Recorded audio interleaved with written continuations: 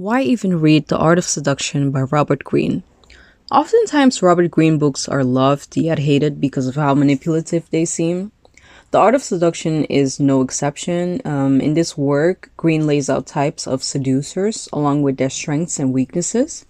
He also gives tips and tells the reader how to avoid or overcome certain weaknesses during the act of seducing.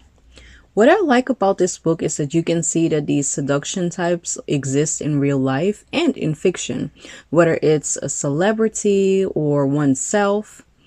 Some people can flatter with words, some have a childlike spirit, and others are more audacious. Therefore, I don't think there's anything wrong with dividing people into categories or archetypes. But the second and biggest reason as to why I like this book is the analytical nature of these archetypes.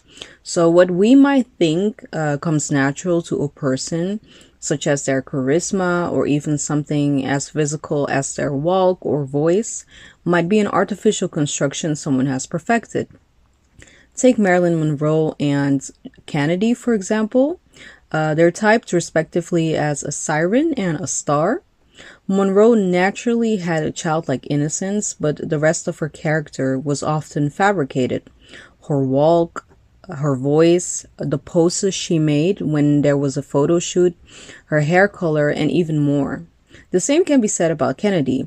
He was a loved politician, but he didn't focus too much on policy. As stated by Robert Greene, if Nixon looked at his opponent, Kennedy looked at the audience, making eye contact with his viewers, addressing them in their living room as no politician has ever done before. This was on page 124. Kennedy basically knew how to step into the American mind and unite a nation because his dad was a Hollywood director. His dad coached him into acting in a way that touched the unconscious spirit of a need for myth. When you look at this book from this point of view, you see two major things happening.